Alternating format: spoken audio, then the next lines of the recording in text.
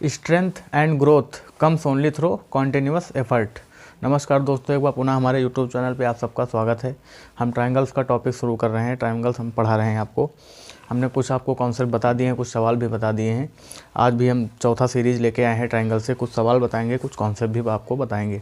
कृपया हमारे चैनल को शेयर करें, सब्सक्राइब करें और लाइक करें अगर हमारे कॉन्सेप्ट आपको अच्छे लगें, हमारे सवाल आपको अच्छे लगें। ये ट्रायंगल पार्ट देखिए सबके लिए इम्पॉर्टेंट है। जो कंपटीशन की तैयारी कर रहे हैं उनके लिए भी इम्पॉर्टेंट है, और जो क्लास बेसिक क्लास में है, जो एलिमेंट्री मैथमेटिक्स पढ़ते हैं, जो क्लास 10th में, 9th में, 8th में है, उनके लिए भी इम्पॉर्टेंट है। वो भी इस वीडियोस को देख सकते हैं बेसिक क्लियर करने के लिए। क्या सवाल है?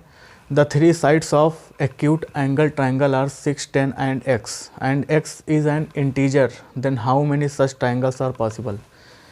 देखिए, एक न्यू एंगल ट्रायंगल है, एक्यूट एंगल ट्रायंगल है। उसकी तीन साइड दी हैं 6, 10 और x एक पूर्णांक है, मतलब x एक पूर्णांक वैल्यू है, मतलब पॉइंट में नहीं हो सकता x।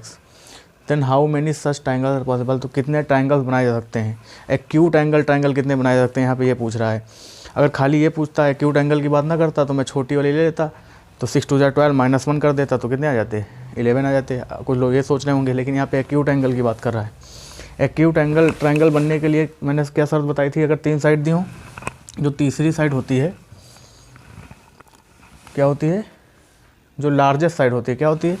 जो लार्जेस्ट साइड होती है, लार्जेस्ट साइड, वो अदर दो साइड्स के स्क्वायर के सम से स्मॉलेस्ट होती है। अदर दो साइड के स्क्वायर के सम से क्या होती है? स्मॉलेस्ट होती है।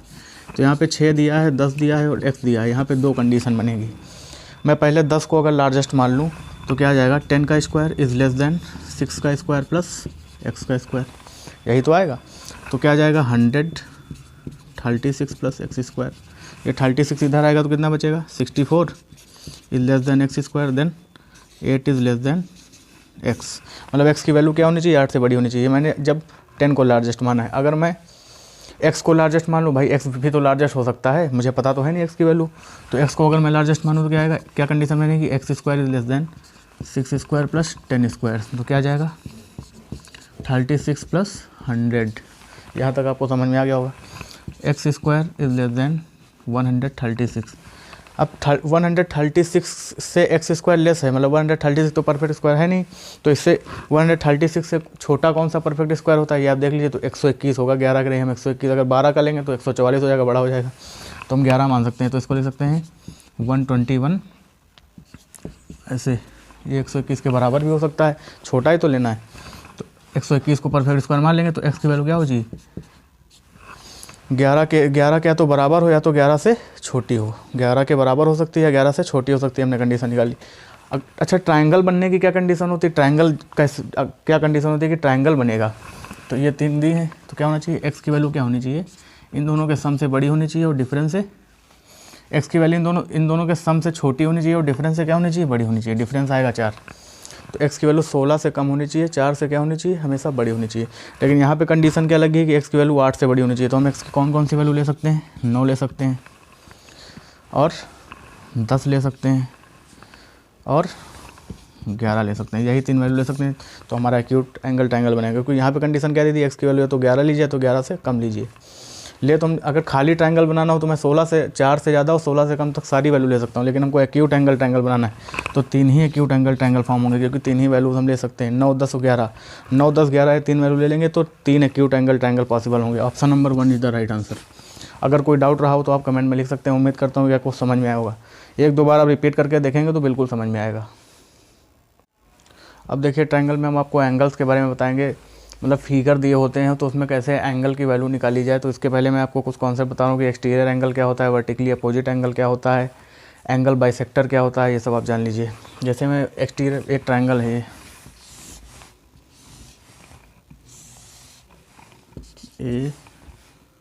ABC, ये एक ट्रायंगल है ABC। इसको मैं कह रहा हूँ एंगल A, इसको मैं कह रहा हूँ एंगल B, इसको मैं कह रहा हूँ एंगल C। तो ये एक प्रॉपर्टी होती है कि किसी भी ट्रायंगल के दो इंटीरियर एंगल का सम तीसरा जो एंगल होगा उसके एक्सटीरियर एंगल के क्या हो जाएगा? बराबर हो जाएगा। जैसे मैं कहूँ एंगल C का एक्सटीरियर एंगल क्या होगा? अगर इस लाइन को मैं आगे बढ़ाऊँ, इस रेखा को मैं आगे बढ़ाऊँ ऐसे, तो इसका एक्सटीरियर एंगल क्या होगा? ये होगा, यही तो होगा।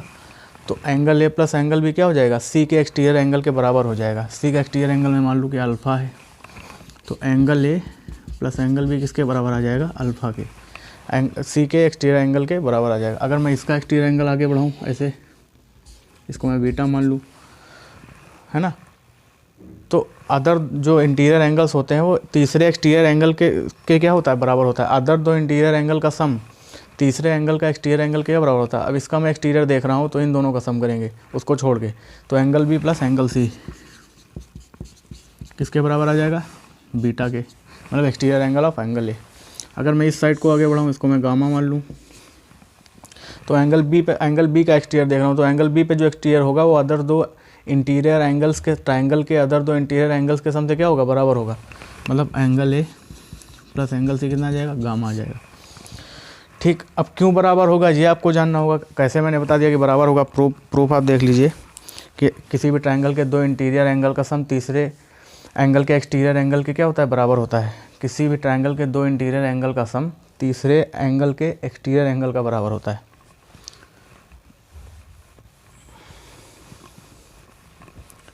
ठीक, तो मैं इसको मान रहा हूँ, मैं प्रूव कर रहा हूँ angle A plus angle B equal to alpha, ये मुझे प्रूव करना है। ठीक है, देखिए एक स्ट्रेट लाइन का एंगल पूरा कितना होता है, एक स्ट्रेट लाइन का एंगल पूरा कितना होता है, एक स्ट्रेट लाइन का एंगल पूरा कितना होता है। एक स्ट्रेट लाइन अगर दी है तो उसका एंगल कितना होता है, 180 डिग्री होता है। अगर ये एंगल सी है तो अल्फ़ा कितना आ जाएगा, 180 माइनस एंगल सी, यही तो आएगा। ठीक, अब तीनों एंगल का सम क्या होता है, तीनों एंगल का सम 180 डिग्री के बराबर होता है। तीनों एंगल का सम क्या होता है, 180 डिग्री होता है। ट्राइंगल के इंटीरियर एंगल का सम क्या होता है, तीनों 180 डिग्री होता है। तीनों एंगल के इंटीरियर एंगल का सम, ट्राइंगल के तीनों इंटीरियर एंगल्स का सम क्या होता है, 180 डिग्री। हमको प्रूव करना है कि sum of two interior angle of a triangle is equal to the exterior angle of third triangle, है ना। तो देखिए यहाँ से मैं क्या लिख सकता हूँ, angle A plus angle B equal to 180 minus angle C, मैं लिख सकता हूँ, कोई दिक्कत नहीं। अभी मैंने क्या बताया कि अल्फ़ा की वैल्यू ही क्या है, 180 माइनस एंगल सी। भाई ये एंगल सी है तो ये 180 माइनस एंगल सी बचा होगा। तो 180 माइनस एंगल सी ही क्या है, exterior angle of angle C. Angle C का एक्सटीरियर एंगल ही क्या है, 180 माइनस एंगल सी, मतलब अल्फ़ा हमने जिसको माना है। तो angle A plus angle B किसके बराबर आ गया, अल्फ़ा के बराबर आ गया। यही तो हमको प्रूव करना था। किसी भी त्रिभुज के दो आंतरिक कोणों का योग तीसरे कोण के बाह्य कोण के बराबर होता है। The sum of two interior angle of a triangle is equal to the exterior angle of third triangle. ठीक है, ये मैंने आपको प्रूव कर दिया। अब ये आप जानते हैं कि त्रिभुज के तीनों इंटीरियर एंगल्स का सम 180 डिग्री होता है। त्रिभुज के तीनों एक्सटीरियर एंगल का सम कितना होता है, ये भी आप जान लीजिए। अगर मैं कहूँ त्रिभुज के तीनों एक्सटीरियर एंगल अल्फ़ा, जिसको मैंने माना है अल्फ़ा बीटा गामा, इन तीनों का सम क्या होगा। अभी मैंने बताया कि angle A plus angle B equal to क्या हो जाएगा, अल्फ़ा। दो इंटीरियर एंगल का सम एक्सटीरियर एंगल बराबर होगा, अभी मैंने प्रूव किया है। Angle B plus angle C, इन दोनों को मैं ले रहा हूँ तो इसका एक्सटीरियर लेंगे beta. Angle C plus angle A equal to gamma. Angle C plus angle A, इस पर एक्सटीरियर चेक हो रहा है तो गामा हो जाएगा ना। ये दोनों, इन दोनों का सम इसके बराबर होगा। मैं तीनों इक्वेशन को जोड़े दे रहा हूँ, जोड़ दूंगा तो क्या आएगा, angle A plus angle B plus angle C, दो बार आ जाएगा ना, तो 2 कॉमन आ जाएगा, 2 equal to alpha plus beta plus gamma. ये एक्सटीरियर एंगल हैं तीनों, ए बी सी के तीनों एक्सटीरियर एंगल हैं। तो angle A plus angle B plus angle C क्या होता है, 180 डिग्री होता है, तो आप जानते हैं। तो 2 × 180 degree equal to alpha plus beta plus gamma. तो यहाँ से alpha plus beta plus gamma कितना आ जाएगा, 360 डिग्री। ये भी बहुत इंपॉर्टेंट कॉन्सेप्ट है, इसको आप नोट कर लीजिएगा।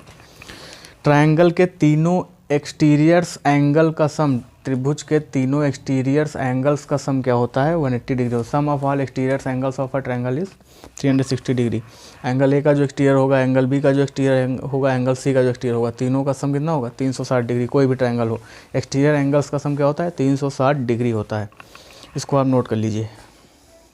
अभी मैंने जो आपको कॉन्सेप्ट बताया एक्सटीरियर एंगल वाला, उस पर एक सवाल लिया है मैंने, इसमें पूछा है अल्फ़ा की वैल्यू बताओ। अल्फ़ा की वैल्यू क्या है, अल्फ़ा एंगल ए का एक्सटीरियर है। अब देखिए बहुत ही आसान सा सवाल है। देखिए ये बी का एक्सटीरियर है, एंगल बी का। अगर ये 55 है, ये 130 है ना, आपको अल्फ़ा निकालना है, तो कैसे निकालेंगे जरा आप सोचिए।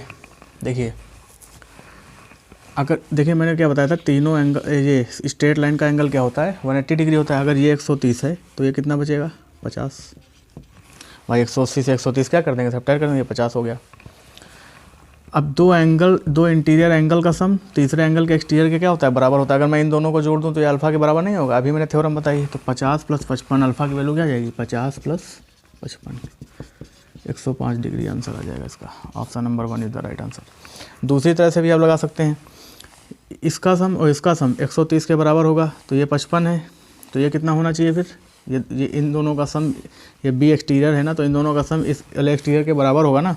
ये 55 है, तो 130 से आप 55 घटाएंगे तो कितना आएगा, 75 आएगा। अब देखिए ये स्ट्रेट लाइन है, स्ट्रेट लाइन है ना, जब ये स्ट्रेट लाइन है तो 180 डिग्री एंगल होता है, तो पूरा 180 डिग्री है, 75 है तो 105 ही तो बचेगा। इस तरह से भी आप निकाल सकते हैं। मेरे हिसाब से पहला मेथड ज़्यादा सही था, नोट कर लीजिए इसको। दूसरा क्वेश्चन देख लीजिए उसी पे। ABC एक ट्रायंगल है, 110 डिग्री दिया है, एंगल ए का एक्सटीरियर एंगल, एंगल ए का जो एक्सटीरियर एंगल है 110 डिग्री है। आपको एंगल सी का एक्सटीरियर पूछा है, थीटा का मान पूछा है फिगर में। ये AB साइड जो है वो AC के क्या दी रखी, इक्वल दे रखी है, देखिए फिगर में गिवन है AB = AC। अगर AB = AC है, मतलब दो साइड्स अगर इक्वल है तो उनके जो अपोजिट एंगल्स होंगे वो भी इक्वल होंगे। इसके सामने वाला एंगल क्या है, ये, इसको मैं अगर अल्फ़ा मान लूँ तो ये भी क्या हो जाएगा, अल्फ़ा। और मैंने आपको थ्योरम में भी पढ़ाई, किसी भी ट्रायंगल के दो इंटीरियर एंगल का सम तीसरे वाले के एक्सटीरियर एंगल के बराबर होता है। तो अल्फ़ा + अल्फ़ा किसके बराबर हो जाएगा, 110 के। देखिए मैं पहले अल्फ़ा निकालूंगा तभी तो थीटा निकाल सकता हूँ। तो 2α = 110 डिग्री, अल्फ़ा = 55 डिग्री, अल्फ़ा की वैल्यू क्या आ गई, 55 डिग्री। भाई ये देखो सीधी लाइन है, सीधी लाइन का एंगल 180 डिग्री होता है, तो 180 से अगर 55 कम कर देंगे तो थीटा का मान पता चल जाएगा। तो थीटा का मान कितना आ जाएगा,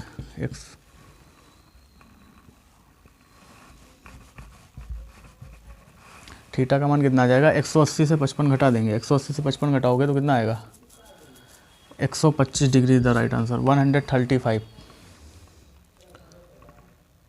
सही है ना, कोई दिक्कत तो नहीं। 55 + 55 = 110, ठीक, नोट कर लीजिए इसको।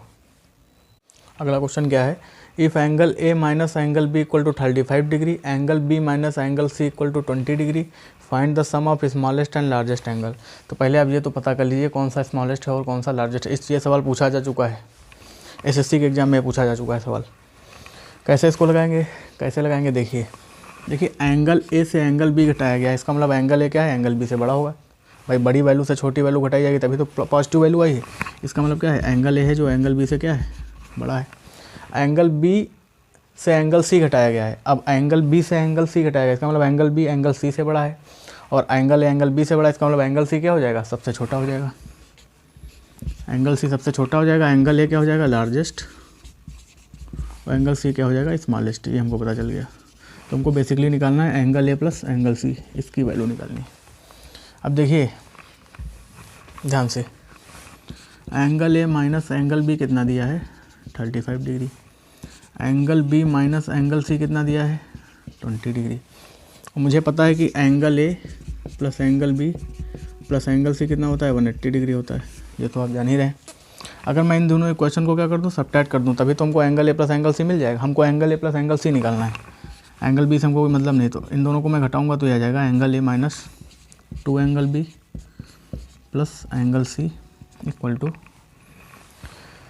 35 से 20 घटाएंगे कितना आएगा, 5 और 1 15 आएगा। एंगल A, इसको जब सब्ट्रैक्ट करेंगे ऐसे आप सब्ट्रैक्ट कर लीजिएगा, angle A - angle B minus bracket angle B - angle C, तो minus angle A -2 angle B आ जाएगा, माइनस प्लस एंगल C आ जाएगा। यही तो आया। यहाँ पे 2 एंगल B है तो मुझे 2 एंगल B चाहिए नहीं, तो इसको मैं अगर 2 से मल्टीप्लाई कर लूँ इस इक्वेशन को, तो 2 angle A + 2 angle B + 2 angle C = 360 degree आएगा।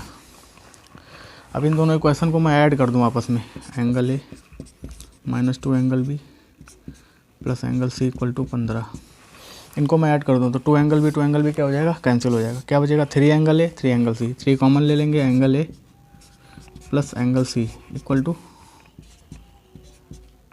375 डिग्री। तो एंगल A + एंगल C कितना आ जाएगा, 375/3, 3 × 1 = 3, 3 × 2 = 6, 3 × 5 = 15, 3 × 1 = 3, 3 × 2 = 6, 3 × 5 125 डिग्री इसका आंसर आएगा। यहाँ पे ऑप्शन में मिस्टेक हो गई थी, 125 degree, 125 degree the right answer. उम्मीद करता हूँ कि आपको सवाल समझ में आया होगा, बहुत इंपॉर्टेंट सवाल है। बाकी कॉन्सेप्ट मैं आपको कल बताऊँगा, रोज़ 1-2 कॉन्सेप्ट आपको रोज़ बताऊँगा, छोटे छोटे लेक्चर्स होंगे हमारे। और हमारे चैनल को सब्सक्राइब करें, शेयर करें और लाइक करें। उम्मीद करता हूँ कि आपको समझ में आया होगा। अगर कोई भी डाउट रहा हो तो कमेंट में लिखें। सभी भाइयों को बाय बाय, टेक केयर, जय हिंद, भारत माता की जय। Take care.